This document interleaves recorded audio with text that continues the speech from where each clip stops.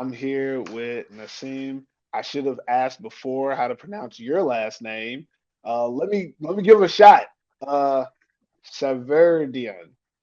You're pretty close. Pretty close. That's a good Really? English way of saying it. I would say Nasim Shaveridian, but that's just Shaveridian. me growing up with the name. Yeah, exactly. But Shaveridian is totally fine since you're an English speaker.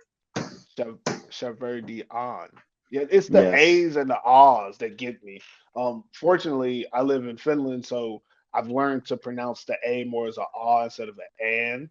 Mm. Like being from Texas, your name would be Shaveridian. Yeah, the That's how A you turning pronounce it in into E. Texas. Yeah, Yeah, but that's Shaveridian. cool too. Yeah, That's but cool I too. would I would try to pronounce it Shar Shaverdian. Shaverdian. Shaveridian. Yeah, Shaveridian. Shaverdian. Shaverdian. Exactly. Yeah, it's the Exactly. IE because I pronounce it as E. That makes sense to me also. Again, only because I learned a little bit of Finnish. If I was to do my straight Texas accent, ugh, I would just butcher But it. how is your But Finnish? How long have you lived in Finland? I have lived here going on 8 years now. My Finnish is not very good, but I can read a good amount of it. I understand some of it. I just don't pick it up on my ear fast enough Mm. because of the dialect. And I can say a few things, but I can't speak like I want to. I'm a Okay. real I'm a talker. So like when I can't say what I want, I can only say certain things. It frustrates me and I just don't do it. Like Mm. I can say how are you, but that's not what I want to say. I want to say what up or what's crack a lacking, but I can't say that in Exactly. Finnish, so I can't get my Exactly. personality out. So my rule with language is if if you are comfortable with it, do it. But if you're not comfortable, just stick to what you know. And so for me, I say a few words in Finnish a lot. I say kiitos because I can pronounce it, and I like saying thank you as best I can. And I say excuse me ontex, and I shortened it to ontex. I mean, technically the word is ontexy, but I say ontex, and everybody understands me. So it's a little bit of a slang that I picked up by saying Oh, it. okay. I'm Okay, proud I of that. see. Like, 'cause if I say on text, people understand what I'm saying. So I like that. But enough about me. This is about you. This is not an interview on me. Over here flipping the table on me. So Nasim, we want to talk about this year's uh, Super Serien series. You're a defensive back for OBK. I call Orville Hmm, Black Knights OBK. That's gonna be I something heard. everybody's I gonna pick heard. up on. Hey, it's gonna. I swear it's gonna pick up. That's what everybody's gonna be calling OBK in the future. But going into this season, I mean, you're returning to the team. You guys obviously have big hopes, but your main reason, what's your motivation going into this season? My motivation is just um, playing the safety position as best as I can and being a top performer in the league. This is my first year playing safety. I got moved up from corner. Head coach Sam, he liked my size at safety, so that's why he moved me. So What's your it's size? Tell me your size so I can. Cause you're sitting down now. I can't tell. yeah, I'm 6'3", and Oh then gosh. what's 93 kilos in pounds? I don't know, but like 200 pounds maybe. You're right. You're right around 200 because that's what I am. I'm Mm. 93 kilos, except I'm 5'10". That's almost 6 foot, bro. That's almost 6 foot. I'd call you No, 6 foot no, if I saw you. no, you would not. There's a big difference between 5'10" and 6 foot. If I was 5'11", maybe. And Nah, I'm it's like, basically the same, bro. Don't let these girls talk you down. no. First of all, my wife is five nine and three quarters, and she calls me short all the damn time. But I'm cool. I'm cool with 5'10". Like I'm not short. I would never call myself short, and anybody who calls me short, they can suck on a lemon because I'm not short. But I understand I'm not 6 foot. If I was 6 foot, I'm just gonna put this out here. If I was 6 foot, I'd be in the league. I would have made it. Bet, That would have been a bet. difference. 'Cause if I had that those extra 2 inches with your wingspan as well, I would have Hey, been it's a a lock. game of inches, huh? I would have been a lockdown corner. And that's why when you said 6'3", I'm like, shoot, that's all you got to say. That's why you're playing safety because you're 6'3". Mm. Not everybody can be, Richard Sherman playing corner where you're just damn near receiver's height. Safety is a little bit easier because it allows you to use your height to impact windows and stuff on the defensive side a little bit more than at corner where you can make impact obviously one-on-one situations, but a tall, rangy safety, that's very it's not rare, but not to be too judgmental, I think it's more valuable for your height and position to put you there than to put you at corner because Mm, offensively you can plan against okay, they got a good corner over here. We're gonna do all this. Put a good safety in the middle on one side or the other. I can't really plan of like how to make the windows larger. So you're going to be able to force plays that a shorter person couldn't be. I have a couple friends who play safety and they're like 5'9". I'm like, why are you playing safety? Get your ass out the corner. Like, if you're under 5'10" and you're trying to play safety, you're a liability. Like that's just what it is. But you can play corner. Like you can be 5'7" and play corner if you have the right technique, skill, and speed. But again, with you coming from the corner position to playing safety, I'm assuming you're playing more of a free safety role. Is that correct? no, it depends on the formation. It was tough at first switching to safety because Hmm. as a corner, you open up your hips a lot earlier. You got to be way more patient as a safety. So it's taken me some time, but I feel confident in my ability now to play the safety role, and it feels good. It's fun. Corner is way more fun though. You get a lot more one-on-one situations and press man. Yeah. Now you gotta actually use your brain for once, which I kind of shut off playing corner. So that was my hardest thing, just using my brain again, playing Yeah. football. You have to now become an actual football player. You can't Yeah. just be playing one-on-one football all day. Just Playing actually hand have to, fighting.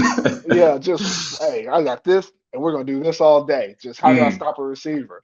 But getting a little bit back into the season, you guys, obviously with you changing positions, you got a new head coach. There's a lot of changes going on the team. What are some things that you think that your team is going to be improved on this year compared to what you guys had going on last year?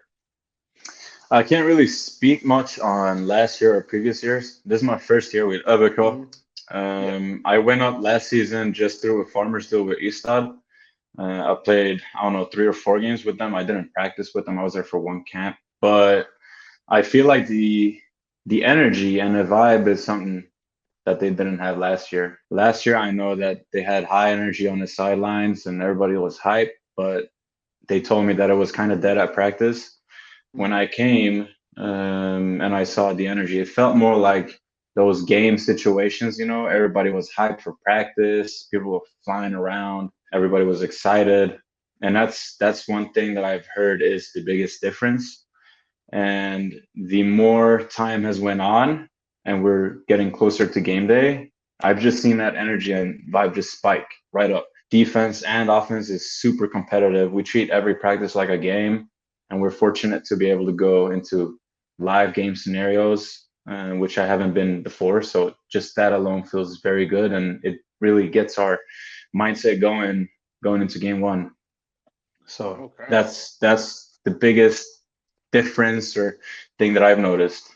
Well, that's a championship quality that if anyone who knows anything about football, championship teams usually have that practice competitiveness that makes things go better when they play in the games.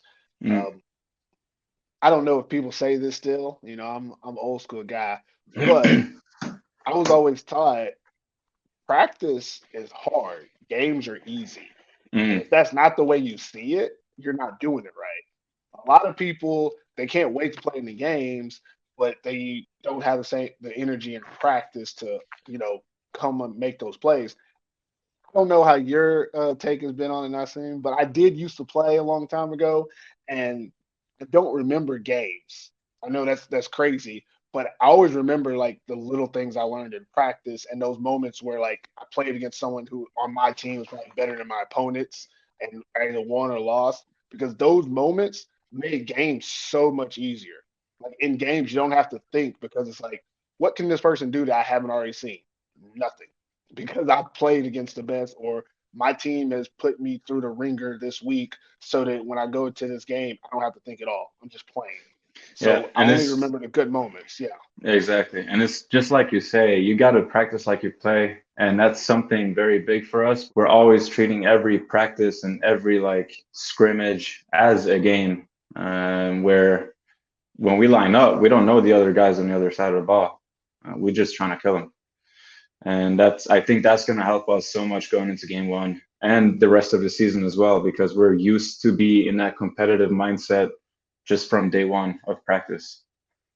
And So, so the next thing I wanted to ask you, Nasim, was, going into the season, obviously the practice level is up there. You guys are competing, you're hard. But what are kind of like I don't want to say like mantras, but what is kind of the few aspects of the game that is being harped to you guys all the time that you're gonna need every week? Like a lot of teams say, you have to build Belichick, do your job, and then some teams like, one win at a time or one game at a time or 1-0 each week, some crap yeah, like yeah, that. yeah, yeah, Sorry, yeah. but like, what is kind of the I vibe get from it. you guys? Yeah.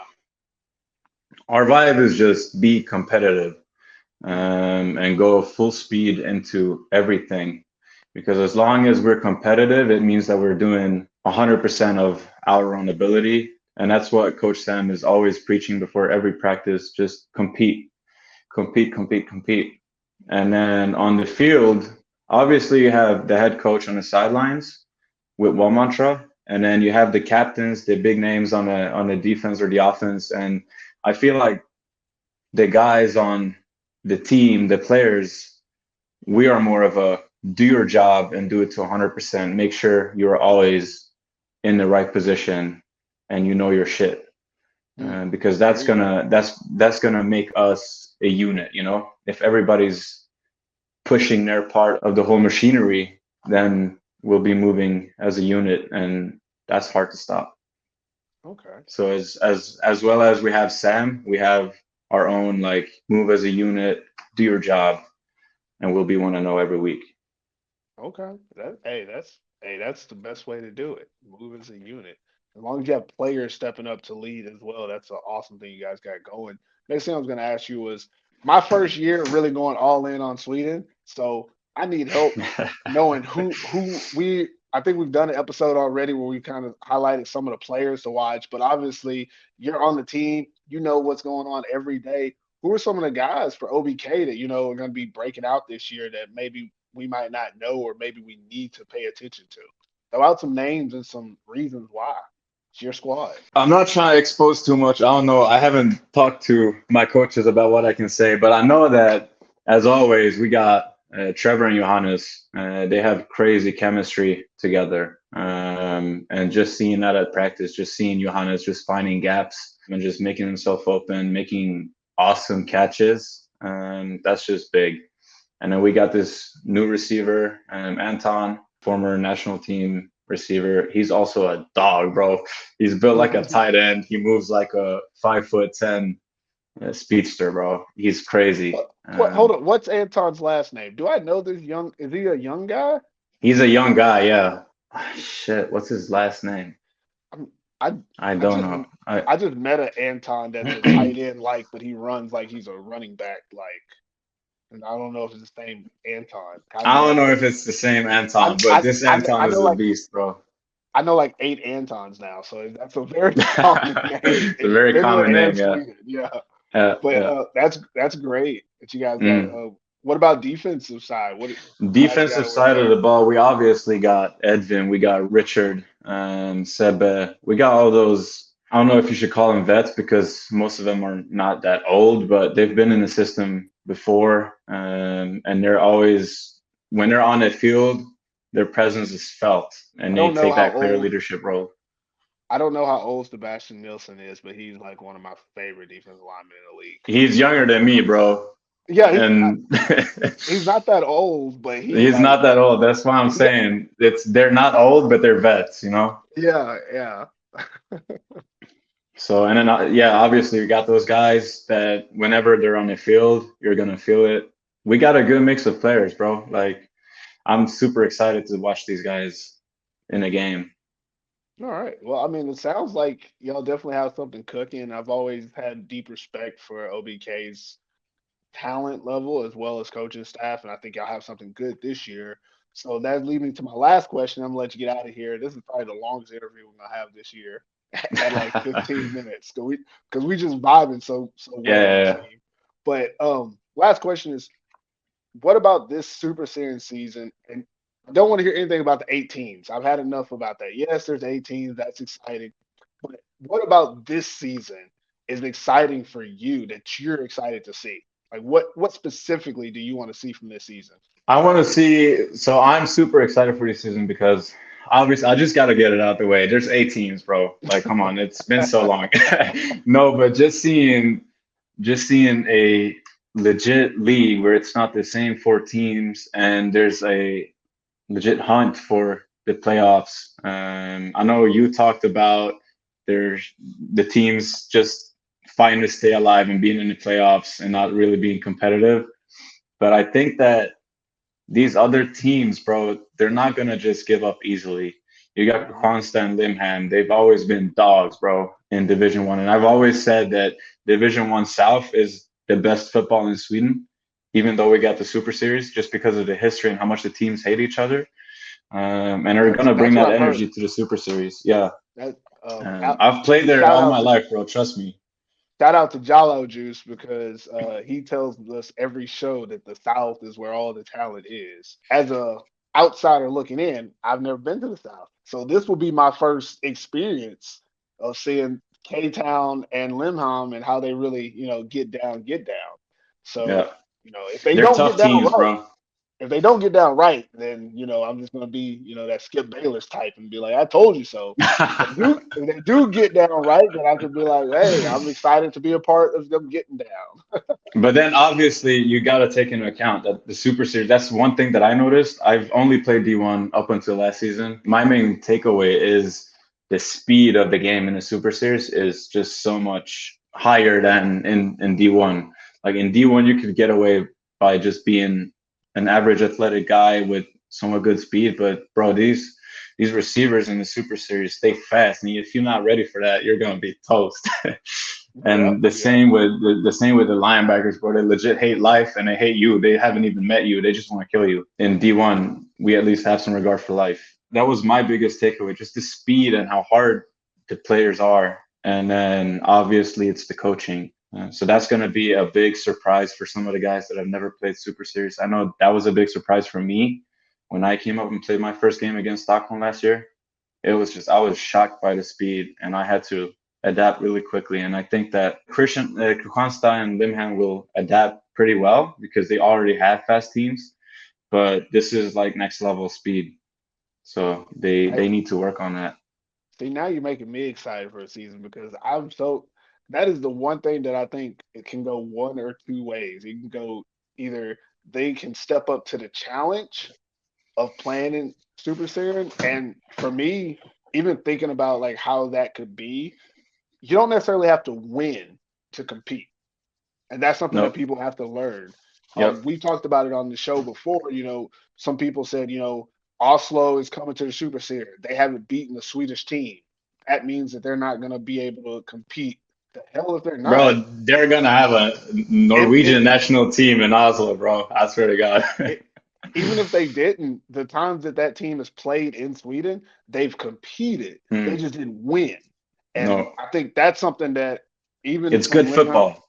yeah, there you go. That's the difference is even if the Division 1 teams that moved up, even if they don't necessarily win, if they compete, that's what everybody's looking for. That makes it a legit Yes. league. Now if And they that get makes up, it fun for the players as well. yeah.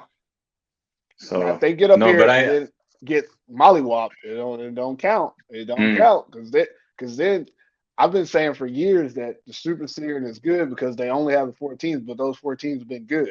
So now there's more teams coming from the South, as y'all calling it. Um, they better be able to keep up because we're putting a lot of eyes on Sweden this year, and legitimately, like you said, it's 8 teams. That makes it a real league. mm, So mm. everybody's going to be And I wondering, like, is it a real league? and I really hope that this new Super Series format will bring Southern homegrown players back to the South because a common thing is that the South just breeds players and then they go up to play for the Super Series teams, and then the Hmm. Southern teams just stay in that little spot. I really hope that players go back to their original teams, and just elevate their own teams. That'll make football in Sweden grow, because if all the good players just keep leaving, then all these kids won't have role models to look up to that are in their home team. Yeah, but I think we will cut the interview here. We've been talking I for bet. forever, and I see, and I I could go appreciate for you. another hour, bro. I know we have to make it somewhat digestible for people. Mm, But Nasim, good luck to you. Good luck to thank OBK you. this season, and appreciate you coming on the podcast today, man. Thank you for having me. It's been a pleasure. Are you looking for quality football apparel and accessories at an affordable price? Rare Athletics is made for players by players. More than visors and gloves, Rare produces high quality customized uniforms for teams all over Europe. Head over to the Rare web shop and upgrade your drip today. All right, I'm here with Sam Eisenstadt, head coach of the Orbro Black Knights. Sam, welcome to the show. Thank you. I appreciate it. Yeah, it's good to have you on the podcast, man. We're just gonna ask you a couple of questions and let you get on about your day. Awesome.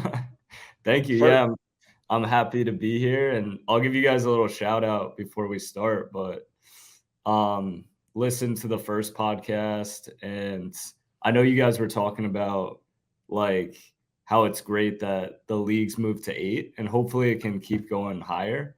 But also, I mhm. think having this podcast is another great part about the league growing and maybe more people being interested in American football in Sweden.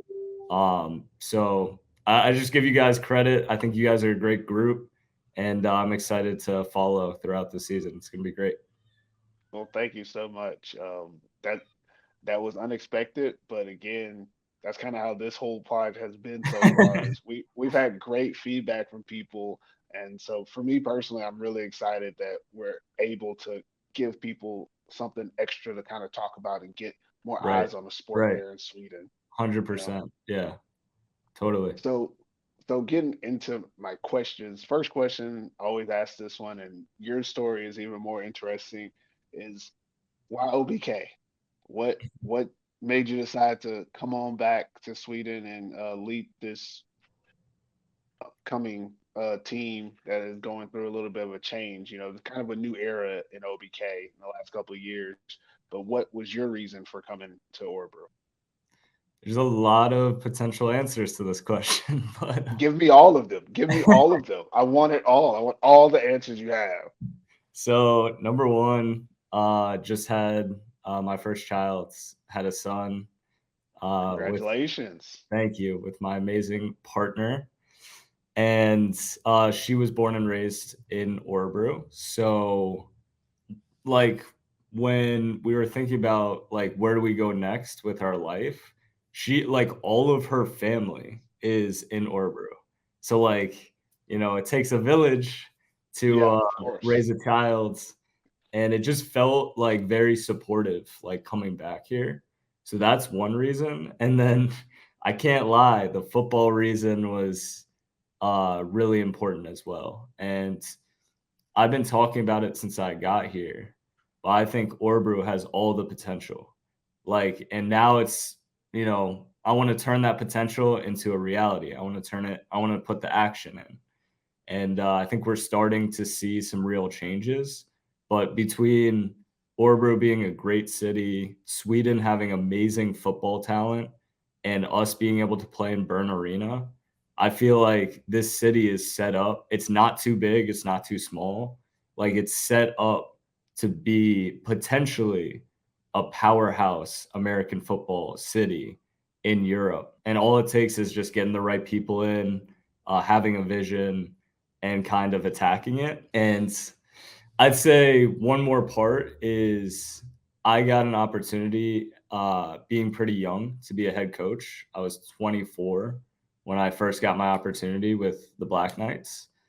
And I got to go to Spain, which was a great opportunity for me to, have a new environment and just kind of start fresh.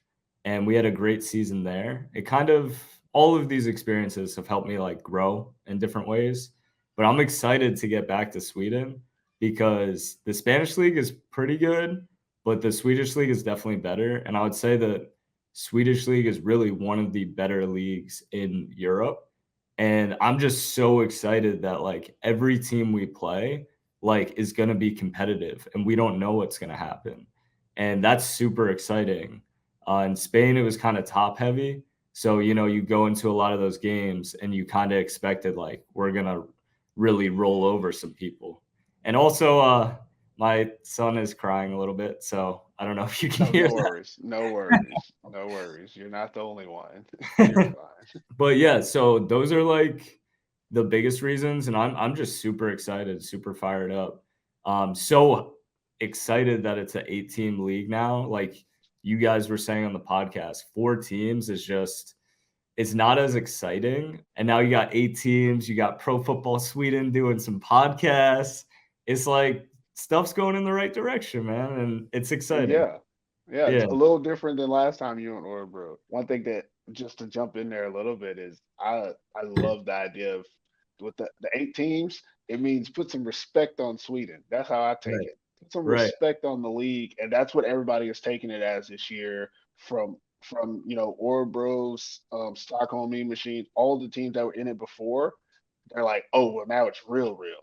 Yeah. We talked to Josh Akina on one of the interviews, and he was saying, you get tired of playing the same teams because you know everybody, everybody's Right. tendencies. It's just, timing of what happens for every game. But now you're going into this season with a lot of unknowns. You have 4 Right. new teams that you don't know as well. The competition level is going to be high. It's a lot closer than what people think. For Mm, me personally, one reason that I'm really excited about the podcast is I've been telling people for years how good football is in Sweden, mm. but it's very hard to show people when there's only 4 Right, teams. right. It just puts like a bad look. Like it's Hmm. honestly it's even if we're getting real here, it's embarrassing a bit, like because it is good football, but no matter how good it is, like if I tell my friends back in the States, you can't just say, yeah, it's 14 league. Like you gotta explain that shit. You got to explain it. Yeah, you got to be like, well, there's, they're all really good teams, and it's just annoying. You know what I mean? Like, and It, just does put a lot more credibility on the Swedish league, and I think the goal is to continue growing. So mhm. it looks like we're going in the right direction. So I'm I, excited. I used to tell people all the time, like, okay, y'all have to just listen to my reasoning. Take the 4 teams, you put them in any other league in Europe, and they're still like at the top of those Right, leagues. Like that's how right, good those 4 teams were. And people would just bat their eyes at me or roll their eyes and be like, right, right, sure, right, whatever you right. say. But now you get a chance to really prove that, you're one of the better leagues and that your teams are some of the better teams in Europe. So that's really awesome. So Yeah, getting a little bit more into this season coming up, I know you weren't with OBK last year, but you're coming into a new situation. What are some of the things that you're expecting to improve upon this team? They had some issues last year, and obviously you're coming in with your philosophy, but what are you trying to kind of imprint on this new team going into the season of what you guys got to do to win? yeah. I mean, number one, it starts with practice because last year it's hard in Europe, man. Like, it's hard to get people to practice. It doesn't matter really where you're at. Like, I've heard stories about GFL, I've heard stories about a bunch of different leagues. Like, it's not like practice attendance is always the easiest thing to get. And last year, that was a huge issue with the Black Knights. So, what I heard, I wasn't here, but that Mhm. they only got to do a full team like practice, so 11 on 11, 2 times, preseason and the season, 2 times during practice.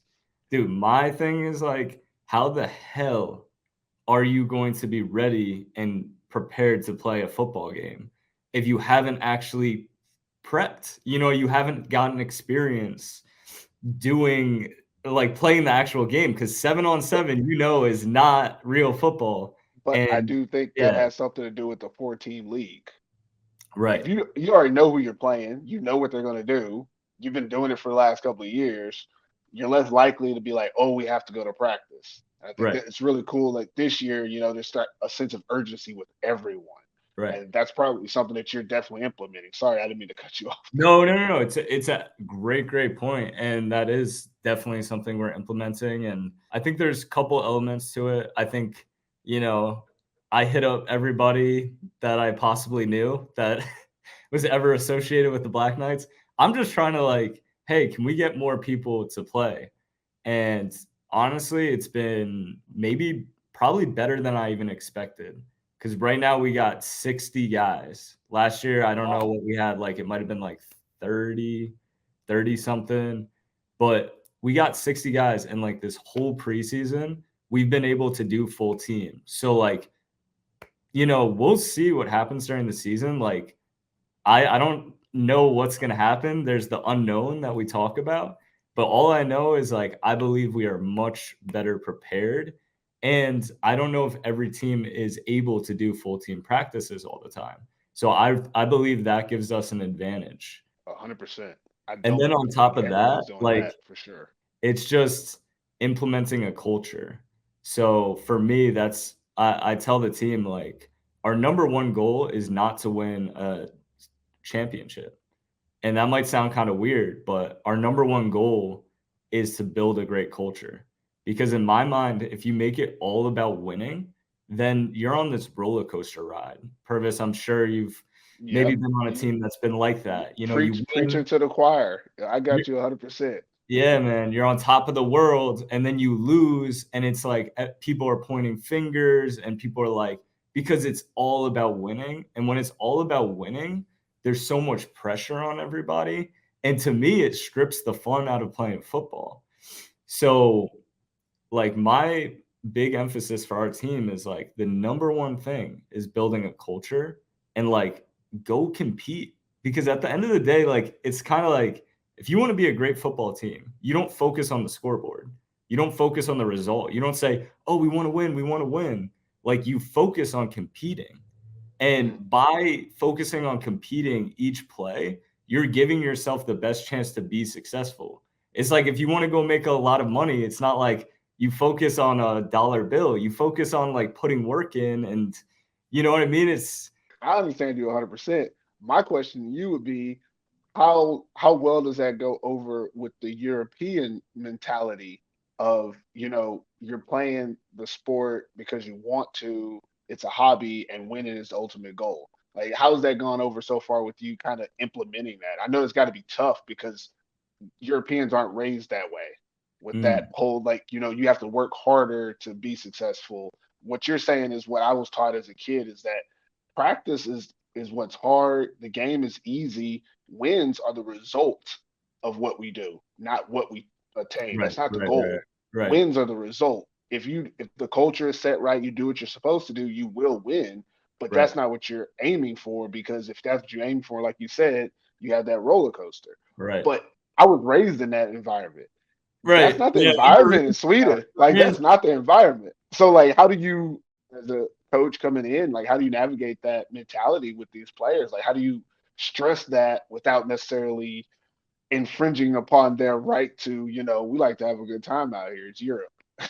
Right. That's an excellent question. And, I don't want to give away all the secrets, but basically, to me, the big thing is I don't present this culture with saying to the team, you guys need to follow this culture, because Okay.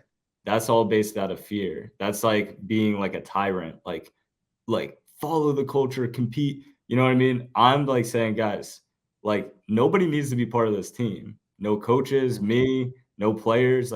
We don't need anybody. Black Knights is bigger than anything. But who wants to be parts of this culture? Who wants to be part of something special?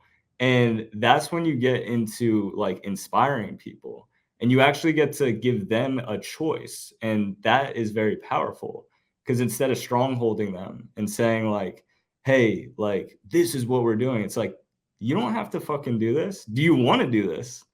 And if you want to do this, let's fucking roll. And if it's 4 guys that want to do it, I'm focusing on those 4 guys. And maybe a couple other guys are damn, they're really getting after it. They're having a good time. They're competing.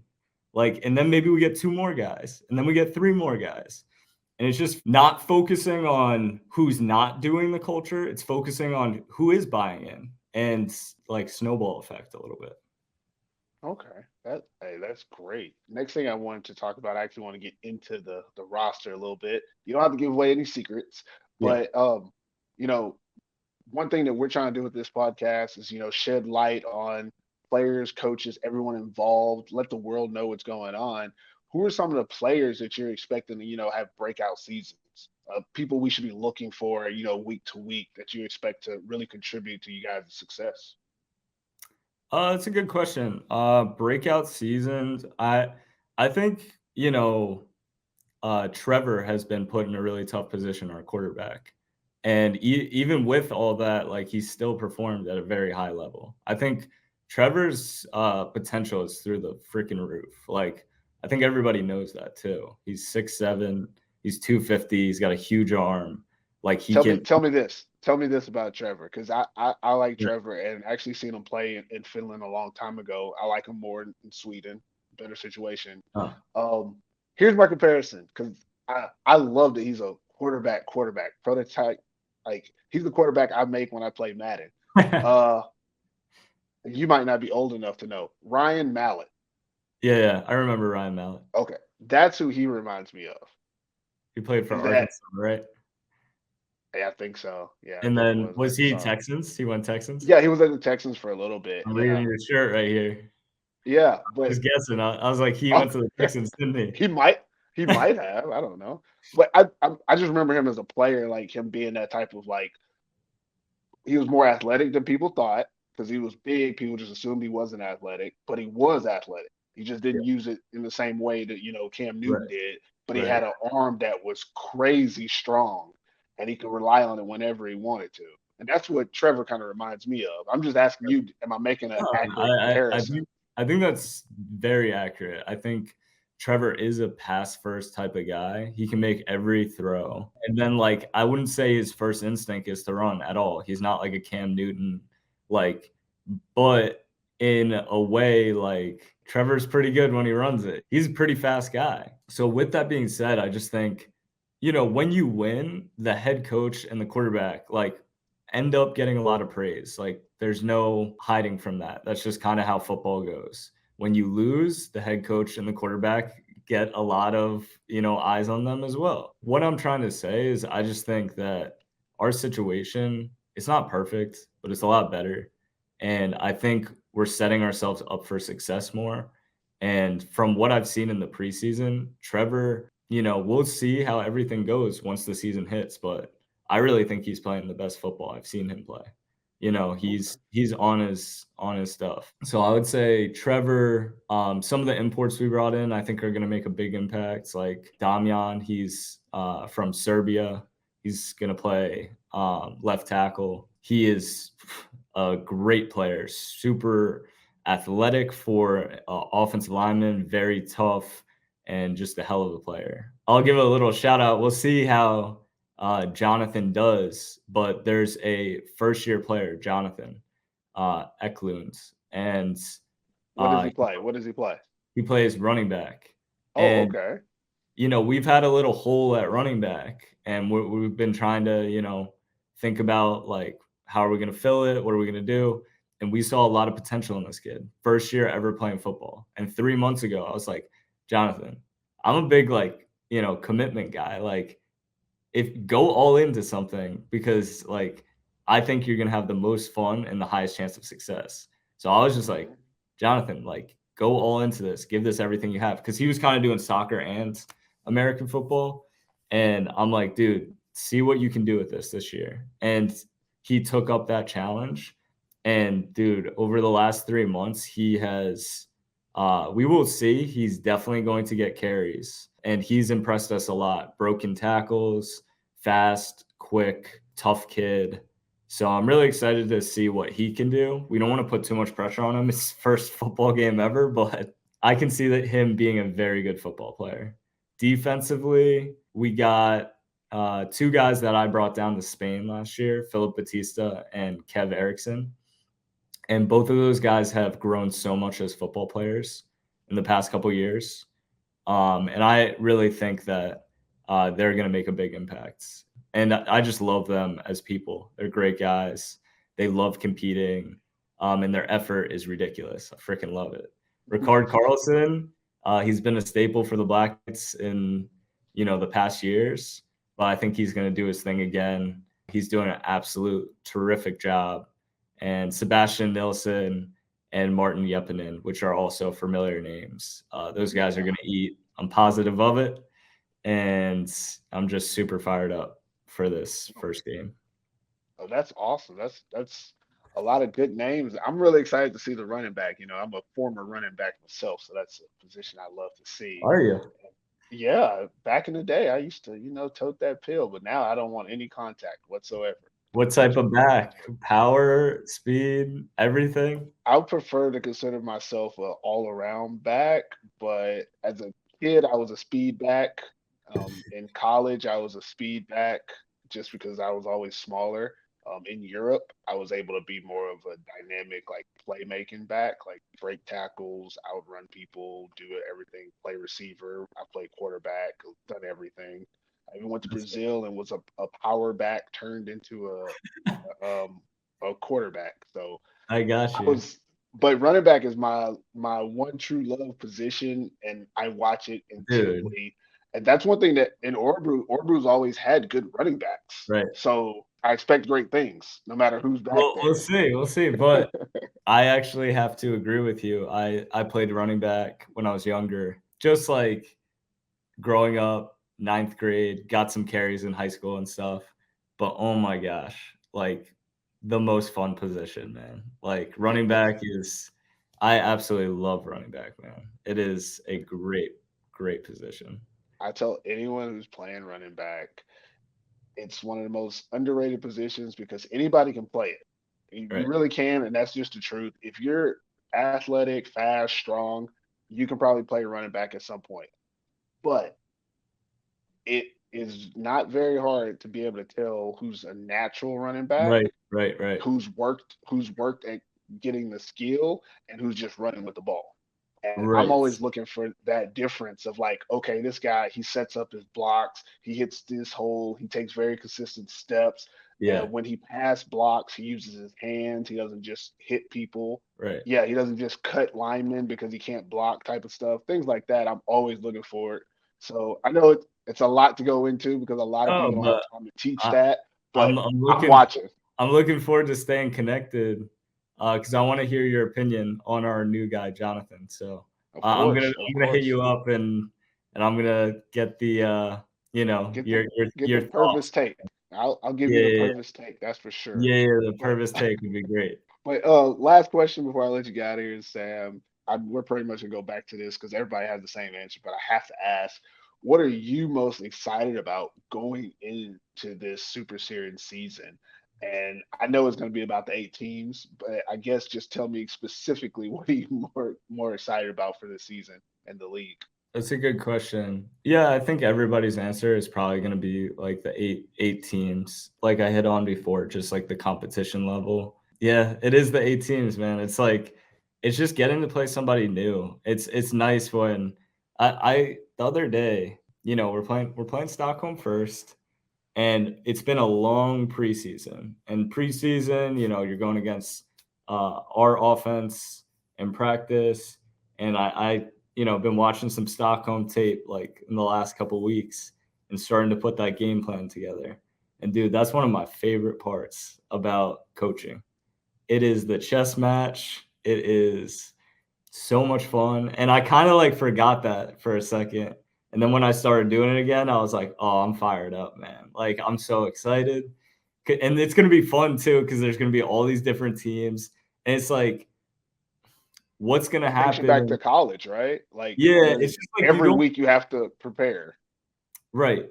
And you don't know like how teams are going to match up against each other. One team, the matchups are just going to be interesting. Like one team might not do well against another team, but then they might kick ass against another team. So, and it's going to be interesting too, and kind of an advantage because if somebody figures something out against somebody, you know, that really like hurts them and like it's hard for them to be successful, like everybody can learn from that, you know? So That's intriguing. That's interesting that you just said that because that's something that I am very interested in seeing as well this year when it comes to the coaching aspect is we're accustomed to teams, you know, they have a game plan and how to play certain teams. But in this season, you guys don't have a 1-and-1. There's no home and away. You get one shot at everybody, which right, means you really need to see. I mean, going later in the season, you really need to see what other teams have done successfully right, to emulate that because you can't guarantee that what you think you can do well, you will be able to do well. So you right, like I'm excited to see if anyone incorporates anyone else's like strategy because I haven't seen a lot of that in Sweden right, or right. even in Finland. So That's like very again, true. like you said, like that's the like chess match. Like, you know, week one, you guys are playing against the Mean Machine. Week eight, what does someone use from that game against either one of you? Right, right, Like, I mean, it's you also have the stealth scout. What did you do in that game that maybe there was a weakness that might show up later in the season? You have to fix that even if you don't use it until someone right. tries to find that weakness again. Yeah. Like now you got me talking about the chess match. Now I'm No, excited. bro. Okay, let's go. Bro, I'm fired up, and like I That have is to give a good. shout out to Stockholm too before we end here, because the Mean Machines, I think they've built such a great culture, and we're so fired up to get the opportunity to go compete against them, and I'm so excited, man. It's gonna be awesome, but I have to give them big credit because them really like pushing their culture and they do stuff so well. And you guys talked about it on the podcast, but it pushes everybody else to be better. If there was no mean machine in this league, like everybody would lower their standard. I feel like everybody has to increase their standard because that is the element of competition. You know what I mean? Like you have one team that's Exactly. really taking care of their shit. Now everybody else is like, we can't kind of just like, you know, oh, let's see what happens. It's like we got to be on our shit, like because if we want it, like I feel like you're going in with the wrong mindset if you don't think you're trying to win a championship. Like, what the hell are you doing if you're not trying to win a Yeah. championship? You know what I mean? Like, are you just going out there to like play for fun? Like, that's what this is all about. We go compete and it's fun as hell. But yeah, shout out to Stockholm for, you know, everybody's getting American quarterbacks. Is everybody getting American quarterbacks if Stockholm isn't the level they are? And Teresa, like, you know what I mean? Like these teams have been pushing and it pushes everybody else. So it's gonna be fun. And hopefully, Orbrew, after the season, we can look back and say we're also one of those teams that are pushing people to be better. But we will see. That's awesome, man. Uh, Coach Sam, thanks for coming on the podcast. This interview was great. Wish you and the Orbru Black Knights a great season in the Super Serien this year. And again, thanks for coming on, man. Thank you, Purvis. You guys are doing awesome, and I'm going to stay up to date through the whole season. Keep up the good work. I'll see you, man.